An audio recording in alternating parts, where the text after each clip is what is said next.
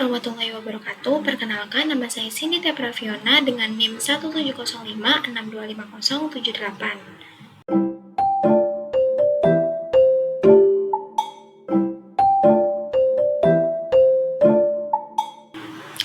Pada kesempatan kali ini, saya akan mempresentasikan tugas proyek mata kuliah hukum bisnis mengenai perjanjian kerja waktu tertentu atau PKWT.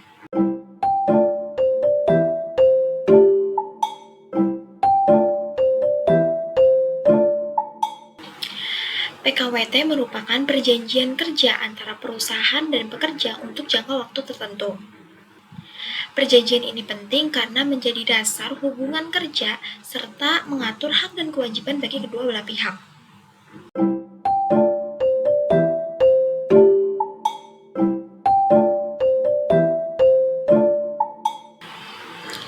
Dalam tugas kali ini, saya membuat contoh PKWT antara PT Maju Bersama Indonesia sebagai pihak pertama dan Andi Pratama sebagai pihak kedua yang bekerja sebagai staf administrasi.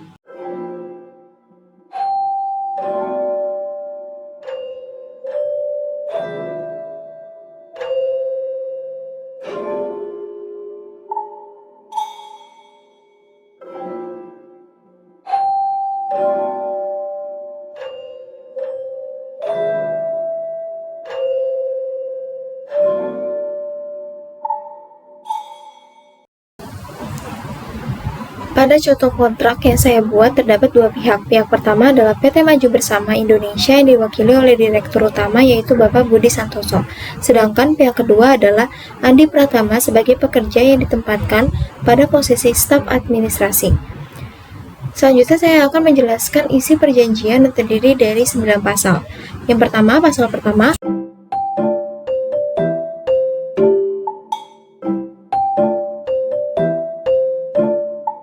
Pasal pertama berisi maksud dan tujuan dibuatnya perjanjian, yaitu sebagai dasar hubungan kerja antara perusahaan dan pekerja sehingga kedua belah pihak memiliki pedoman mengenai hak dan kewajibannya.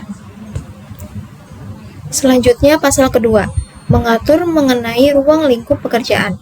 Dalam contoh ini, pekerja bertugas sebagai staf administrasi yang bertanggung jawab mengelola dokumen perusahaan, menyusun laporan administrasi, membantu kegiatan operasional kantor, serta melaksanakan tugas lain yang masih berkaitan dengan jabatannya.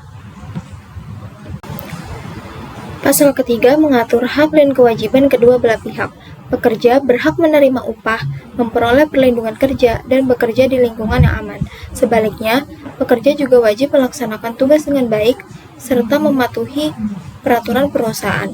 Di sisi lain, perusahaan berkewajiban membayar upah tepat waktu dan menyediakan fasilitas kerja yang diperlukan. Pasal keempat mengatur mengenai upah dan tata cara pembayarannya. Dalam kontrak ini, ditetapkan upah sebesar 4.500.000 per bulan yang dibayarkan melalui transfer bank setiap tanggal 25. Pasal kelima mengatur jangka waktu perjanjian, yaitu selama 12 bulan dimulai pada tanggal 1 Agustus 2026 sampai dengan 31 Juli 2027.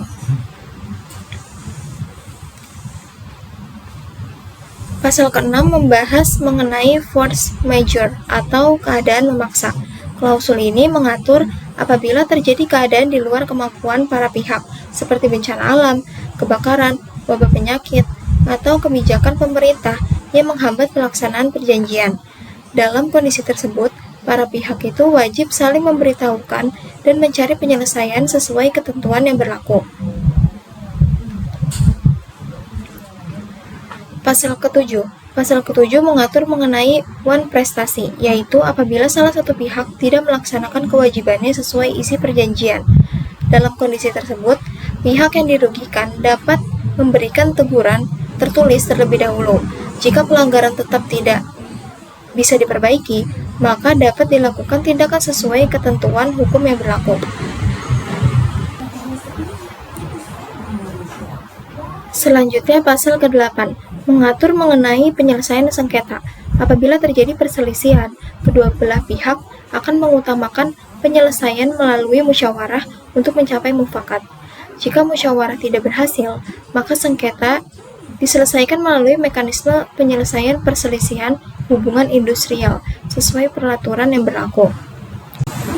Yang terakhir, pasal ke-9 merupakan ketentuan penutup. Pasal ini menegaskan bahwa perjanjian dibuat atas dasar kesepakatan bersama tanpa adanya paksaan, dibuat dalam dua rangkap yang memiliki kekuatan hukum yang sama, dan mulai berlaku sejak ditandatangani oleh kedua belah pihak. Berdasarkan analisis yang sudah saya lakukan, perjanjian di atas itu sudah memenuhi syarat sah perjanjian menurut pasal 1320 KUH Perdata, yaitu adanya kesepakatan para pihak, kecakapan hukum, objek yang jelas, dan sebab yang halal. Selain itu, perjanjian ini juga telah sesuai dengan prinsip-prinsip hukum bisnis seperti asas kebebasan berkontrak, asas kepastian hukum, asas itikat baik, dan asas keseimbangan.